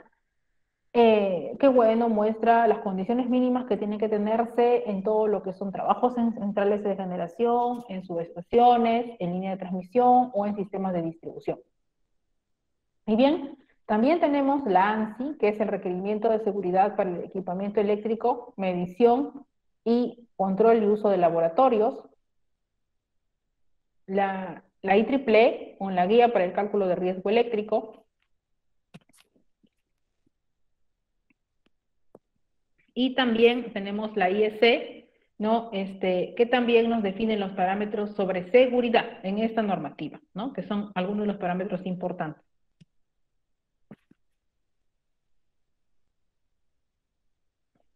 Y bien, el estándar para seguridad eléctrica de la Asociación Nacional de Protección contra el Fuego nos indica en algunos de sus párrafos, ¿no? El equipo de protección personal, según el artículo 250, que deben de ser evaluados para circuitos y equipos de los cuales se van a ser conectados, que deben ser diseñados para el ambiente al cual serán expuestos y la manera en la cual se usarán, y deben ser inspeccionados antes de usarse. El equipo defectuoso o dañado debe ser reparado y probado para que se pueda utilizar nuevamente, así como también hacía hincapié en el aislamiento de las herramientas de protección, incluyendo los indicadores de prueba de tensión, que deben ser verificados por un departamento de prueba de inspección, según lo que indica el artículo 250. La IEC también, como la Comisión Electrotécnica Internacional, indica pues cuál es el estándar en la IEC 61010 sobre las condiciones de baja tensión, el equipo de prueba, medición y control. La IEC 61010 también menciona las mejoras de protección de los impulsos transitorios de sobretensiones. Recordemos que cuando hablamos de fallas estamos hablando de sobretensiones, subtensiones. ¿Cuál es nuestra tensión? 220 voltios. ¿Cuál es nuestra frecuencia industrial? 60 Hz. Pero ¿qué sucede? En muchas partes del país, por ejemplo, sobre todo en la sierra, hay picos altos de sobretensiones. Es decir, la tensión no es estable en esas zonas del país. Por eso es que se utilizan los estabilizadores de tensión. Y bueno, llegan a picos como por ejemplo 220.5 voltios o 219.5 voltios, ¿no? Sube y baja la tensión. O la frecuencia, ¿no? 60.5 Hz o 59.5 Hz. ¿Y qué sucede cuando no tenemos una frecuencia normalizada? Los equipos eléctricos de nuestro país funcionan a 60 Hz y a 220 voltios. Entonces, si nosotros le añadimos una tensión mayor, puede que se genere un cortocircuito en el equipo, una quema del cortocircuito, entre otros, ¿no? Entonces, por eso es importante. Y así como también alguna falla en el sistema. Por ello, es importante tener en cuenta que en ciertas partes de nuestro país se tiene que tener presente los estabilizadores de tensión. La IE 61010 también se basa en la norma ANSI y también en la norma ANSI que está sujeta a Estados Unidos del año 99, en la norma CAN, ¿no?, de Canadá, y la NE del año 93 de Europa, que menciona sobre lo que es las condiciones mínimas de seguridad. Bien, también la pregunta siempre va a ser necesaria tenerlo en cuenta, es cuáles son los elementos de protección personal. Los EPPs necesarios para intervenir en trabajos con riesgo eléctrico son los cascos con propiedades dieléctricas, los protectores faciales, las mangas adicionales para prevenir la inflamación de la ropa de trabajo, los guantes dieléctricos según la tensión de trabajo, completando con guantes de cuero para la protección térmica y mecánica, y la ropa de trabajo con tratamiento antiinflamatorio, calzado con propiedades dieléctricas, ¿no? Eso es importante tenerlo en cuenta en los trabajos, ya sea de muy alta tensión, de baja tensión, etcétera, pero tiene que tenerse en cuenta estos parámetros. A la imagen vemos ahí, por ejemplo, el calzado de seguridad, que debe de tener material aislante y no tiene que tener ningún elemento metálico especial para riesgos eléctricos. Los guantes, que serán aislantes y adecuados a la tensión de línea. El protector facial para trabajo con equipo eléctrico, ¿no? Como visualizamos allí, están haciéndose la revisión de una subestación de un equipo y, bueno, tiene que tenerse en cuenta esas ciertas medidas, ¿no?, de trabajo. Tampoco se puede usar pulseras, cadenas, collares o anillos por el riesgo de contacto eléctrico que pueden generar, pues, ¿no?, algún riesgo. La ropa de trabajo será incombustible, no antiinflamable, ¿no? Y el casco de seguridad, si es preciso, será el adecuado del riesgo eléctrico. Las gafas de protección también deben de prevenir y proteger, así como de los impactos de partículas o salpicaduras de metales fundidos o radiaciones ultravioletas que se pueden dar en el medio, sobre todo en los proyectos, en los trabajos de obra, en los proyectos en los cuales a gran magnitud, a gran escala, se requiere de mayor contacto, ¿no?, con ciertos elementos que podrían ser dañinos, ¿no?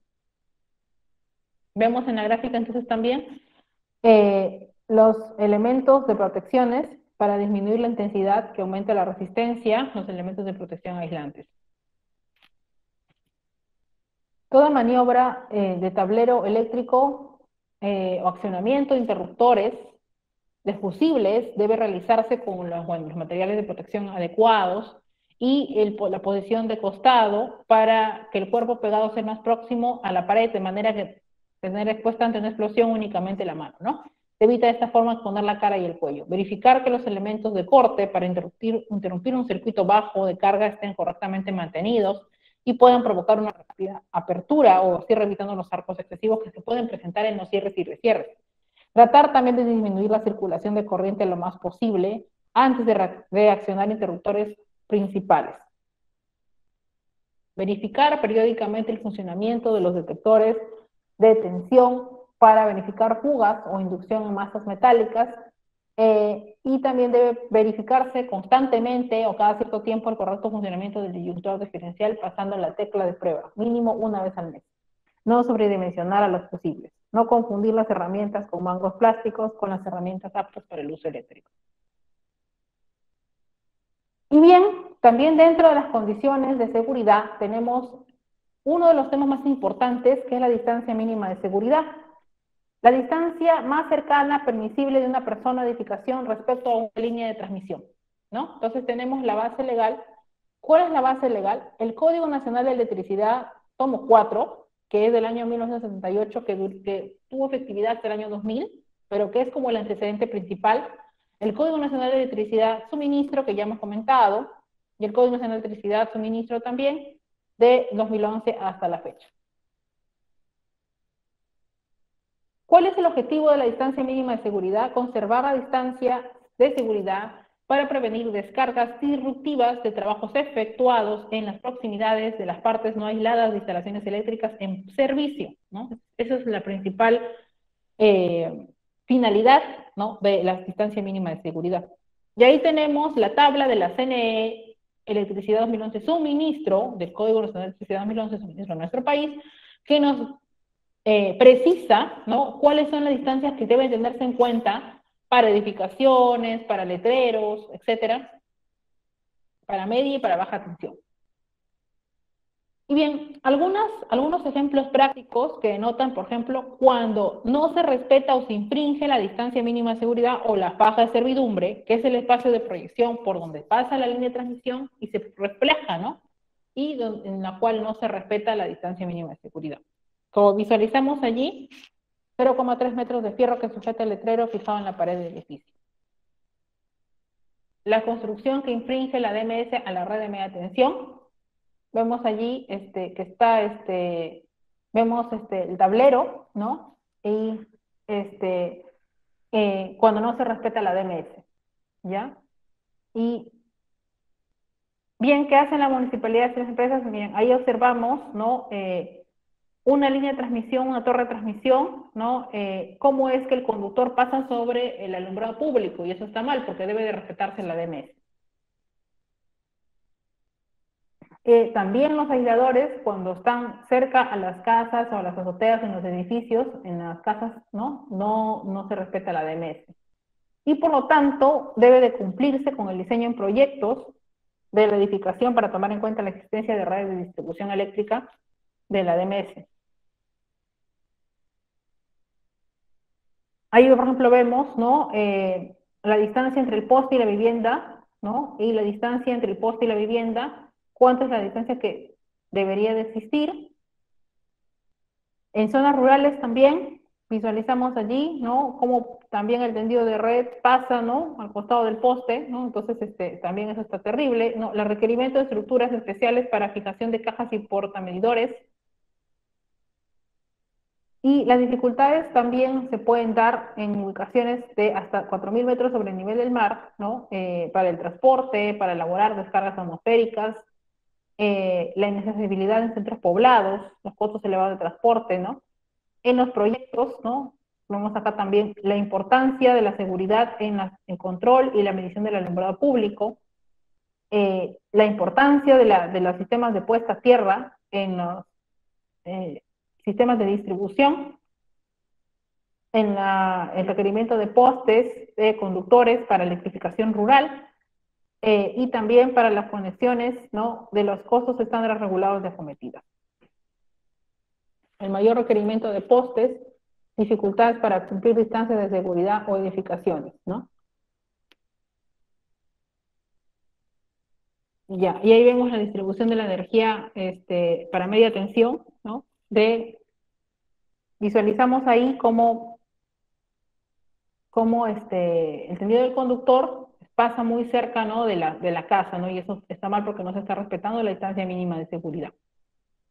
Las subestaciones de distribución también, que son muy importantes, ya sea encapsuladas o a la intemperie, con los transformadores de distribución.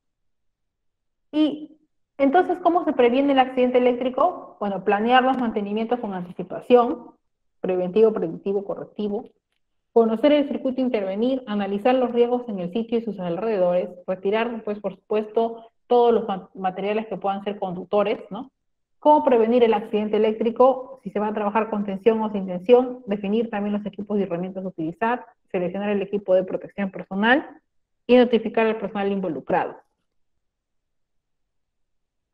¿Cómo prevenir el accidente eléctrico? Si se trabaja sin tensión, considerar todo circuito como energizado, señalizar la zona de trabajo y pedir la consignación del circuito en el cual se va a trabajar. Al terminar, es importante reagrupar al personal en un punto definido anteriormente y notificar que se va a restablecer el servicio, retirar el material, dispositivo de protección y elementos de señalización y restablecer el servicio.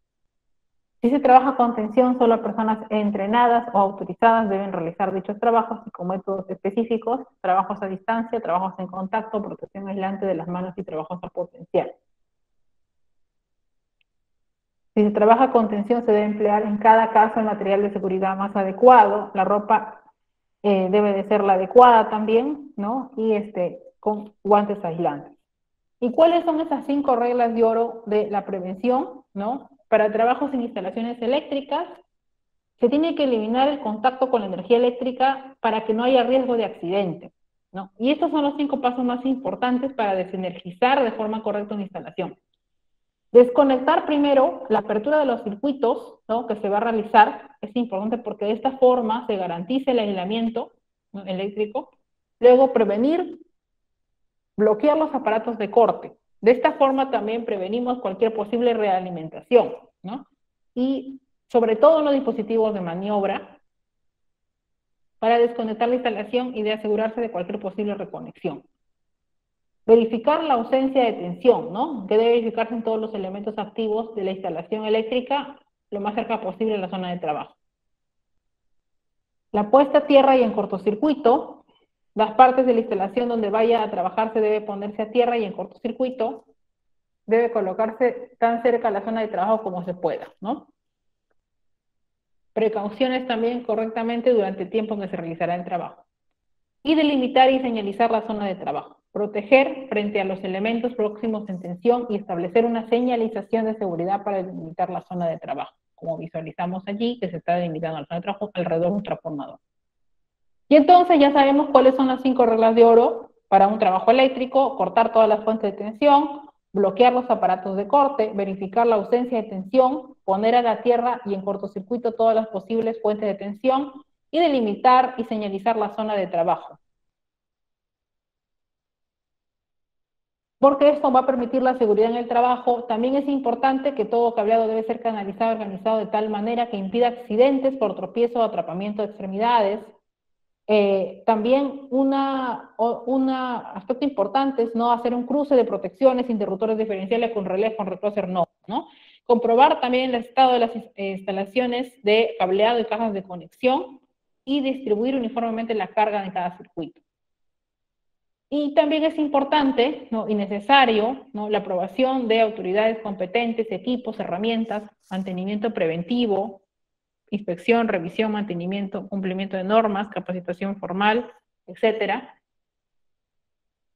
Medidas preventivas: no utilizar trabajos eléctricos sin estar capacitado y autorizado para ello. Prestar atención a los calentamientos anormales de motores, cables, armarios y equipos para su inmediata revisión. Toda instalación, conductor o cable eléctrico debe considerarse conectado y en tensión. Antes de trabajar sobre lo mismo, deberá comprobarse la ausencia de corriente en el equipo adecuado. Al notar cosquilleos, también al menor chispazo utilizado un aparato debe procederse a una inmediata desconexión.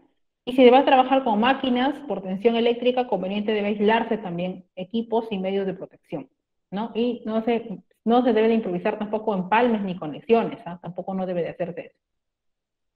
Tampoco manipular elementos eléctricos con las manos mojadas, con ambientes húmedos o mojados, labores de limpieza, etcétera, sin la protección personal.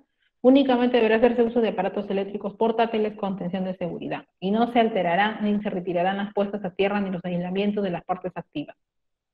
Antes de iniciar trabajos de baja tensión, se debe identificar el conductor o instalación donde se tiene que trabajar, instalaciones de baja tensión, entre otras, ¿no? No debe emplearse escaleras metálicas para trabajos de tensión. No debe de realizarse trabajos con tensión en locales donde existan materiales explosivos o inflamables. Ahí vemos 3 operarios, ¿no? Alrededor de un sistema de distribución con aisladores. Así como también en una instalación eléctrica, como norma general, es una zona próxima a la misma que debe consigo un riesgo eléctrico. Debe efectuarse sin tensión. Debe llevarse a cabo con los medios de protección personal, operaciones elementales de conexión y desconexión en instalaciones de baja tensión, trabajo de instalación eléctrica con tensiones de seguridad sin riesgo de confusión, entre otros, ¿no? Ni de quemadura. Maniobras, ensayos y verificaciones cuya naturaleza exija apertura y cierre de seccionadores o circuitos interruptores termomagnéticos, entre otros, ¿no? Y también los trabajos en instalaciones eléctricas en su proximidad cuando las condiciones de explotación de servicio así lo requieran.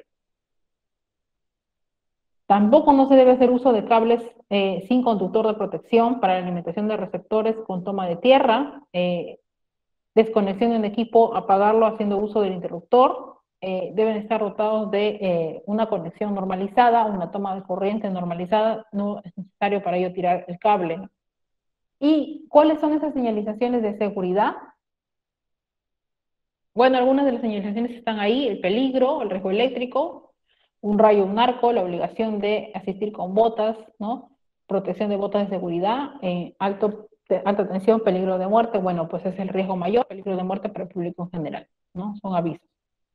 Algunos de los elementos que sí son importantes, ¿no? Como por ejemplo es, ¿no?, el caso de los conductores, ¿no? El tipo de conductor para las instalaciones eléctricas, si es alambre desnudo, si es alambre aislado, si es cable flexible, si es de cordón, y tipo de conductores, ¿no? Así como también el calibre, ¿no? Calibre de 14, de 12, de 10, entre otros, ¿no? AWG es uno de los, a modo de ejemplo, por supuesto, ¿no? Bien, y también el tamaño de los conductores. El tipo de toma corriente. Y también dentro está la protección de las instalaciones eléctricas. Debe estar dotada de una serie de protecciones que la hagan segura en el punto de vista de conductores y aparatos de ellos conectados, ¿no? Protecciones con cortocircuitos, sobrecargas o contrainstalaciones, ¿no? Vemos allí algunos de los tipos de interruptores, ¿no? De fusibles calibrados y las llaves térmicas. La función de los conductores contra las sobrecargas, ¿no? Así como también la protección contra cortocircuitos y contra sobrecargas, ¿no? Importante para la instalación o accionamiento de alguna carga en especial, para poder visualizar y proteger de alguna sobrecarga en menor tiempo de respuesta. El interruptor diferencial, que también es importante, y el contacto, bueno, directo e indirecto, ¿no?, de un sistema eléctrico, ¿no? Vemos ahí la barra de puestas a tierra, nos vemos aquí el interruptor termomagnético diferencial de un sistema. Todas las instalaciones deben contar con sistemas de puesta a tierra según lo que dice la CNE de utilización, ¿no? Y algunas consideraciones específicas: no abrir las protecciones de aparatos eléctricos y respetar las señales de advertencia. Bueno, así como tampoco no mojar con agua las instalaciones eléctricas o aparatos eléctricos y luego tomarlos con las manos, ¿no? O De esa forma podría producir electrocución. Y la protección contra fallas eléctricas, no olvidar el interruptor termomagnético, que cumple una labor muy importante. Y ante una situación de caso de accidente eléctrico, los efectos de corriente eléctrica sobre el organismo son impredecibles. Prestar una ayuda rápida y eficaz en caso de accidente. Desconectar la corriente, tratando de hacer usar algún elemento. Alejar al accidentado de la zona de peligro sin tocarle directamente. En su caso, apagar el fuego haciendo uso de mantas, ¿no? No utilizar aguas sin haber sido desconectado antes de la corriente. Y avisar a los servicios sanitarios también, ¿no? Y socorrer al accidentado, recordando sus signos vitales, ¿no? Su respiración y su pulso, con el fin de hacer frente a un eventual paro respiratorio o cardíaco. Colocar al accidentado sobre un costado, ¿no? Y la gran pregunta es, entonces, ¿por qué la gestión de la seguridad eléctrica? ¿No? ¿Por qué es importante gestionar la seguridad eléctrica? Porque es un concepto que debe de estar adherido en todos los sectores, a modo de prevención, no solamente en el sector eléctrico, también en el sector construcción civil, saneamiento, entre otros. Proyectos, todo tipo de proyecto, en una planta, en una fábrica, en una minera, en una central hidroeléctrica, un proyecto de una línea de transmisión, en un sistema de distribución, una subestación, un patio de llaves, donde sea, hasta en una oficina. Es importante que siempre se tengan las medidas mínimas de seguridad y las condiciones de prevención, porque el riesgo eléctrico no solamente se encuentra a gran escala o a gran medida en los sistemas de alta tensión o de media tensión, ¿no? Sino también en los sistemas de baja tensión, como lo es el contacto directo o la electrocución, contacto directo e indirecto, ¿no? En las instalaciones de nuestro propio hogar. Por eso es importante en la propia casa, ¿no? Es importante siempre tener en cuenta todas estas consideraciones. Porque ningún trabajo es tan importante, ni ningún servicio, ni ningún proyecto es tan urgente que no permita tomar el tiempo necesario para realizar la labor sin tener en cuenta la seguridad. Entonces, eso es importante. Y ahora que con la normativa de la seguridad eléctrica, salud y medio ambiente en el lugar de trabajo, ¿no? La NFPA 70E, con esto de la seguridad eléctrica en el lugar de trabajo, ¿no? Y el reglamento, ¿no? Ya habla de los accidentes ocupacionales, ¿no? Y la prevención también, ¿no? En las labores de trabajo, ya sea de campo, en proyecto, en obra, en oficina, en estudio, etcétera. Siempre es importante tener en cuenta las condiciones de seguridad, porque los riesgos eléctricos siempre van a estar presentes, ¿sí? En gran medida o menor medida, pero siempre presentes. Entonces, ese fue el objetivo, ¿no? De esta sesión. Y de existir alguna duda, alguna consulta, alguna pregunta, alguna duda. Buenas noches. Me hubiera gustado saber, se ha hablado bastante de armónicos. Me Sí. hubiera gustado que ampliara el término, porque para mí en verdad es algo de chino. Después, lo que es el efecto corona, y que se hable de los protectores de sobre y subtensión, porque no sé si todos están en el edificio en este grupo, pero es lo que manejamos también en baja tensión. Gracias. Ah, ya. En el caso de los armónicos vienen a ser calidad de energía. Los armónicos se encuentran en lo que son los parámetros específicamente que indica la norma, la NTC, la norma técnica de calidad de los servicios eléctricos, respecto a la calidad de energía, a la calidad de servicio eléctrico, suministro, a la calidad de producto, que es energía eléctrica, en la cual la norma nos define los parámetros de tolerancias máximas de armónicos, oscilaciones, flickers, perturbaciones que se pueden aceptar, ¿no? Por parte de nosotros los usuarios respecto al servicio que estamos utilizando y por el cual nosotros hacemos un uso de un pago, ¿no? Que es el servicio eléctrico en nuestras casas y en nuestros hogares. Y entonces es importante porque si no se regula lo que son las sobretensiones o las sobrefrecuencias, lo que puede dañarse son los equipos eléctricos y también a las personas, ¿no? Entonces es importante el servicio eléctrico. En cuanto a la prevención de los armónicos. Respecto a lo del arco eléctrico, el arco eléctrico se encuentra en las instalaciones o en los sistemas de transmisión, como ya indicaba, pero no solo es el único problema, también están los bafla shower con las descargas eléctricas que pueden presentarse en la parte superior de la torre de transmisión y también los efectos corona que se realizan alrededor del conductor cuando hay un sobrecalentamiento o una sobrecarga o un rechazo automático de carga en algún sistema, en una central y que se va a sentir, o una subestación que se puede sentir también en un sistema de transmisión. Gracias. ¿Hay alguna otra consulta? Buenas noches. Por Sí. favor, ¿cómo podría identificar la baja tensión en la red de alumbrado público? Baja tensión con la de media tensión. ¿Hay una altura establecida? Sí, claro. Usted puede revisar el Código Nacional de Electricidad Suministro. Las tensiones normalizadas están ahí y ahí le va a indicar el cuadro, ¿no? Para la relación de transformación de baja y de media tensión, ¿no? La de baja pues 220 y la de media tensión, de acuerdo a lo que indica la norma, ¿no? Ya están las tensiones normalizadas, ¿no? En baja, en media tensión, en alta y en muy alta tensión. Esos 500 kilovoltios, en alta que es 138 kilovoltios, 60 kilovoltios y 220 kilovoltios, en baja 220, y la relación de transformación que existe en la de media tensión, que lo puede visualizar usted en la normativa, en el CNE suministro del año 2011, que está en la página web del Ministerio de Energía y Minas. Ahí se puede descargar porque el Código Nacional de Electricidad, suministro, utilización, ya es de acceso público para todos, ¿no? Porque se utiliza en los proyectos, en los trabajos, en las normas, en todos lados, ¿no? Sí, gracias. ¿Alguna otra pregunta? En el chat, Jonet A pregunta, ver, ¿cómo puedo descargar un banco de condensadores para darle mantenimiento en frío? ya. Ya. ¿Cómo puedes cargar un banco hasta? Bueno, ya, eso es importante.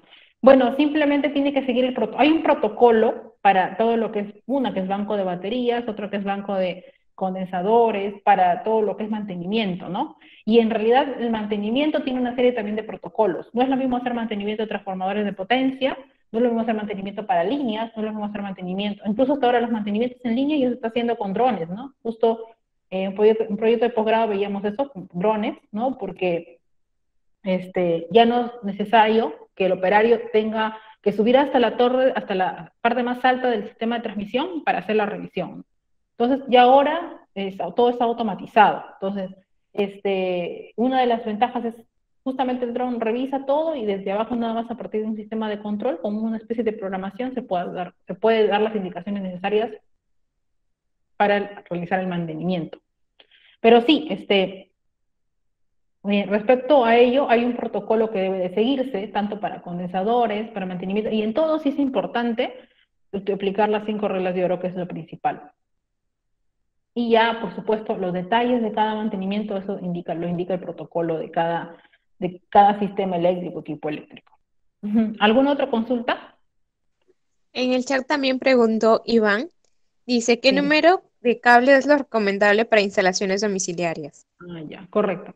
A ver, sí, para instalaciones domiciliarias, no va a depender, ¿no? Va a depender de la tensión nominal, la corriente nominal, y va a depender también de los circuitos. Entonces, tenemos pues los de 14 milímetros, de 16 milímetros, y eso justo mostré una tabla ahí sobre lo que es conductores para baja tensión, como el AWG, el NAX80, el NYY, va a depender, ¿no? Va a depender. Pero también usted puede revisar esa información a mayor detalle, ¿no? Porque para ello se hace un cálculo, ¿no? Primero, un cuadro de cargas, ¿no? De máxima demanda, cargas básicas y cargas especiales. Usted así va a determinar cuál es lo que se va a requerir para ese predio unifamiliar o multifamiliar, o si es que es solo una casa o es un edificio, un condominio. Entonces va a depender de eso también. Pero esas tensiones y sobre todo las características del conductor, del seccionamiento del conductor, usted lo puede revisar en el Código Nacional de Electricidad, utilización. Allí le va a dar mayor detalle del calibre que usted desea y usted va a escoger de acuerdo a los cálculos que necesite desarrollar para llegar a ello. Gracias. ¿Alguna otra pregunta? Sí, Jognar volvió a preguntar, dice, ¿qué tipo de conductor es normado libre, halógeno o antillana en BT? En baja tensión. Bien, bueno, tenemos distintos tipos de conductores, como ya decía. De los normalizados están, bueno, los normados, NYY, NXH80, AWG, entre otros. Y también tenemos cables para media tensión. La mayoría de los conductores usuales que se utilizan son los de cobre, ¿no? Con tubería PVC, como indico allí, y además están en la sección de lo que es seccionamiento de conductores, tanto para baja tensión, como es la CNE utilización. Puedes mirar ahí, revisar en la normativa y si no haya respuesta ahí, lo otro que sería también es en la Dirección General de Electricidad, se tiene ahí una especificación respecto a lo que son seccionamiento de conductores y, bueno, los catálogos también de Indeco, ¿no? Y de algunas empresas que, bueno, se dedican, ¿no?, a ese campo de lo que es seccionamiento de conductores y venta de calibres y todo eso. Ujú. ¿Alguna otra pregunta? No veo si hay... Ya, En el chat ya no hay más. ya. Miss, Sí, Miss, dígame. con respecto a los EPPs de protección, bueno, más que nada, la empresa me da siempre unas cuotas dieléctricas, pero para mi uso personal, para trabajos exteriores, eh, es recomendable las botas dieléctricas punta baquelita, ¿cierto? O cuando compras en, por ejemplo, Sodimac u otros centros comerciales, te venden las características. ¿Es punta baquelita o hay algún código o alguna norma que nos dice que es efectivamente dieléctrica para nuestros trabajos?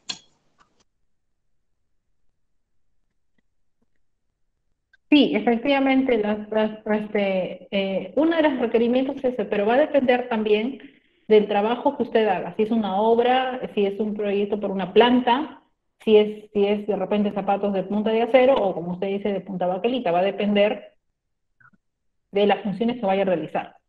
En su mayoría botas dieléctricas, ¿no? Pero a mayor detalle está en función, por supuesto, de las labores que va a realizar y el lugar donde usted va a estar, ¿no? Porque puede ser que sea para una obra, o puede ser también para una planta, o puede ser en una subestación, en una central, en un proyecto de transmisión, un sistema de distribución.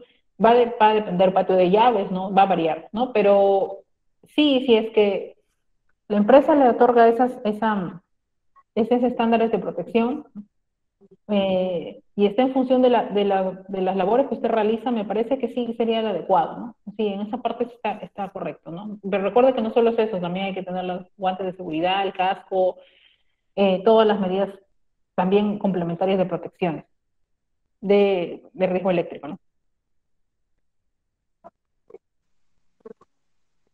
Hay otra consulta, ¿no? Me dice, ¿qué tipo de extintor es normado para apagar fuego de tensión o corriente eléctrica? Ya, eso está en la norma NFPA 70E. Ya, puede revisar la norma y en la norma le va a indicar el tipo de extintorio.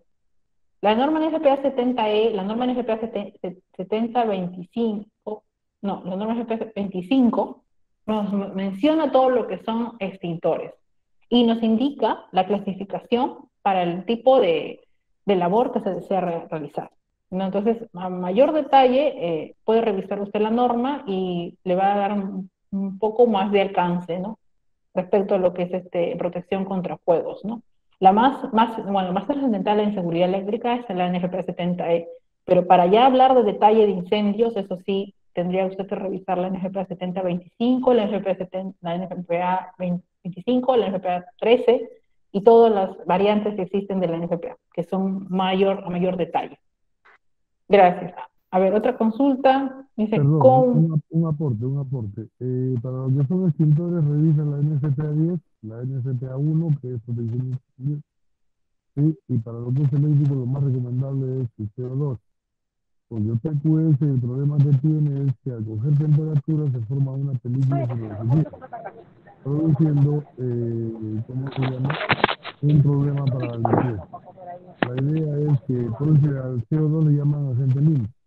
Es más, hay equipos, hay sistemas automáticos, por decir, dentro de la subestación metes un detector ionizante, que es el más bravo, el más fino, y metes un detector ionizante o un panel de alarma, te va a avisar que hay un incendio en tal equipo y de inmediato abre una electroválvula que libera el CO2 y se apaga el fuego le llaman por inundación, porque desplaza el oxígeno y solamente queda el CO2, en el cual no existe fuego. El riesgo eléctrico no ha sido suprimido, pero sí es fuego. Gracias.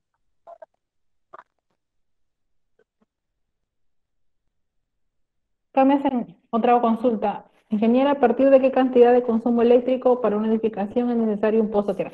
Ya, el sistema de puesto a tierra, que debe de ser la resistencia menor o igual a 25 ohmios, según lo que dice la CNE Utilización 2011, es obligatorio en realidad para cualquier casa, así sea un predio familiar o multifamiliar. Entonces, es importante, desde una casa hasta una fábrica, hasta una planta grande. Entonces, es importante, ¿no? En los sistemas de puesta a tierra son un elemento fundamental de seguridad, ¿no? Y por ello son de un valor importante para prevenir accidentes futuros que pueden presentarse en el sistema. Gracias.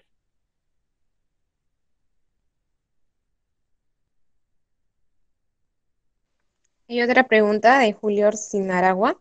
Dice, ¿cómo podría calcular los ITM a usar en un tablero general de distribución en una SE, sabiendo que mi transformador es de 50 kilovatios y la tensión en MT es de 10 kilovatios? Ya, ahí lo que tiene que revisar también, le invitaría a que revise bueno, el Código Nacional de Electricidad de Utilización también menciona tableros. También de repente revisar no solamente ya normativa, ¿no? Sino también los libros de teoría de distribución nos mencionan también todo lo que es cálculos para cálculo de accionamiento de ITMs, de interruptores termomagnéticos, y también los catálogos específicos con cálculos más que todo para ver tensión nominal, corriente nominal y algunos parámetros eléctricos para la definición de los estándares adecuados y el cálculo necesario para determinar el diseño del tablero, me parece, ¿no? Y más que todo, en este caso, el sistema de accionamiento que son los ITM. Bien, gracias. Gracias por la participación, muchas gracias por las preguntas. Ha sido una sesión bastante, muy motivadora y más que todo, muchas gracias por la atención de todos los participantes. Y por las consultas, con el mayor agrado de absorber siempre las consultas de todos los asistentes y participantes. Bien, Gracias. entonces, gracias. Y gracias, queríamos agradecerle su presencia por aquí venir y brindar sus conocimientos, darnos de su tiempo también. Lo apreciamos mucho. Espero que también los participantes hayan disfrutado del curso y de esta última clase.